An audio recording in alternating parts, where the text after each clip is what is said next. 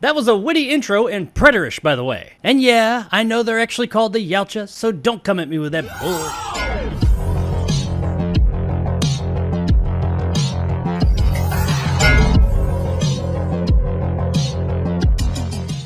Prey, aka Predator 5, I think, is brought to us by director Dan Trachtenberg and stars Amber Midthunder, Dakota Beavers, and Dane DeLegro. The origin story of the Predator in the world of the Comanche Nation 300 years ago. Naru, a skilled female warrior, fights to protect her tribe against one of the first highly evolved predators to land on Earth. So Prey is a prequel to the original Predator. This is the 5th Predator movie, but the 7th film to feature the iconic beast. Up to this point, we've got him in the present, we've got him in the near future, we've got him in the bit further off future, and now in the past.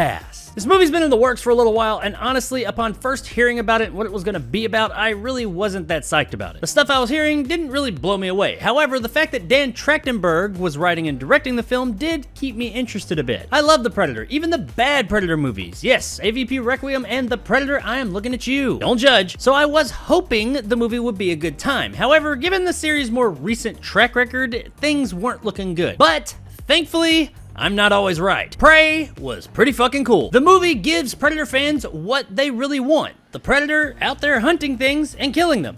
That's about it. No hierarchies, no mutant predators, no searches for autism. No, this is just the Predator out in the fucking woods hunting mofos and them trying to survive. It gives us a healthy dose of violence and gore, though it's not quite as much as I was hearing it was. I've been hearing people say that this movie is just like super gruesome, and while it's not tame by any means, I mean, it definitely earns its R rating, it was nowhere near as gross as I heard it was gonna be. Except for that one scene on the tree with the net. Once you've seen the movie, you'll know what I'm talking about. That was pretty fucking nasty. We get lots of decapitations, lots of limbs lost, lots of just bloodshed all over the place. There's a ton of blood in this movie, however, a good portion of it is CGI, but it's at least decent looking CGI blood. Now the creature itself, this time around, is a bit different from the Predators that we've come to know. He's still basically the same, but he's a bit more primal. It is 300 years ago after all. However, at the same time, he's flying in spaceships across the galaxy to come to our planet, so you know, he's still pretty sophisticated. We get a couple of fan favorite weapons as well as some new ones. However, there is one iconic fan favorite weapon that is missing. However, I guess it kind of fits and it makes sense, and I don't want to say what it is, but once you see the movie, if you're familiar with Predator like whatsoever, you'll know which one I'm talking about. It didn't hurt the movie or anything, but seeing as how this particular weapon is kind of synonymous with the Predator up to this point, I was hoping it would be there, even though I'd heard it wasn't going to be. Like I said though, it doesn't really take away from the movie or anything. Story-wise, things are a bit light here, but it is a Predator movie, and we've seen what happens when they try and go too deep into the Predator mythology in these films. It usually doesn't work out. History's shown us that Predator movies tend to work a bit better when they keep things simple, and they do that here. The movie doesn't get bogged down with all that crap. It has a pretty basic story that is very easy to follow. Now, one drawback to that is that we do have quite a few characters in this movie that we just don't really know shit about. There's really only 2 characters in the whole movie besides the Predator himself that we get to know anything about, and one of them is debatable. But you know, that's alright, because these are our 2 main characters. They're the ones that we're supposed to care about. And we do. The movie did a good job in that regard. Amber Midthunder as our main character Naru, I really did enjoy. I was really worried about this character going into the film. I was afraid they were gonna make her a Mary Sue, and that's just not what happened. Is she a strong character? Yeah, sure, she becomes a strong character, but she didn't start that way, and by the time she gets to the point of being strong enough to do what she needs to do, you believe it. It's not just given to her. We're not told that she's a good character, we see it. We see her develop from here to here, and that is the definition of a good character arc. I mean, don't read too much into it, because what's there isn't really a lot, but what we get is solid. Unfortunately though, since many of the other characters are fairly underdeveloped and we don't really know anything about them, the entire movie they all feel like they're just there to die because they are. And sometimes that doesn't work in a film, but when you have a movie that takes its characters out in such creative ways that this movie does,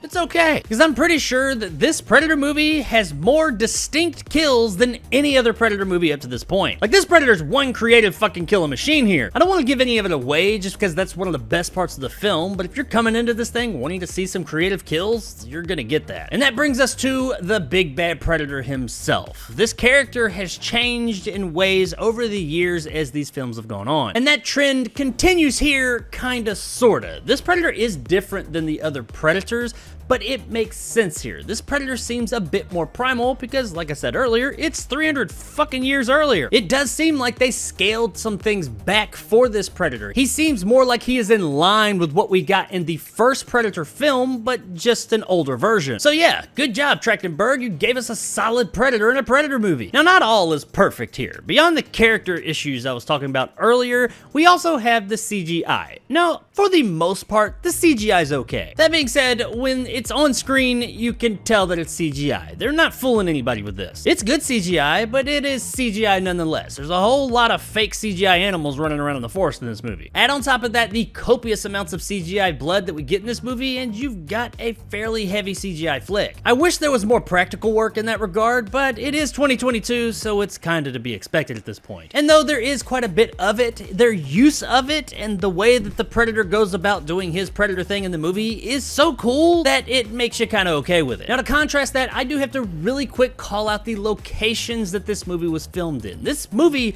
is fucking beautiful at times. Like, the countryside and everything where they made the flick is just gorgeous. Not just that, but the way it's shot in these gorgeous locations looks great too. The use of these locations in these shots isn't just for the background, it's almost like a character unto itself. It does at times benefit the film by giving it a much more grander scale than it really has. Now, everything that I've said so far leads to the one single question everybody asks. Is Prey better than the original Predator movie? No, it's not, but it is the best Predator film to come out since that original Predator movie. And given some of the options that we've gotten over the years, I'll take it. Guys, Prey is a worthy entry into the Predator franchise. In fact, it's more than worthy, it's the second best Predator film to be released in my opinion. We get some really good performances with some very solid main characters, though everybody else is fairly underdeveloped. While some of the CG is a little dodgy at times, none of it is ever going to totally break the experience. The action is really exciting. If you're here for the gore, you're gonna get a healthy dose of that, and the Predator itself is looking great. And while it doesn't quite top the original, it stands next to it proudly and is absolutely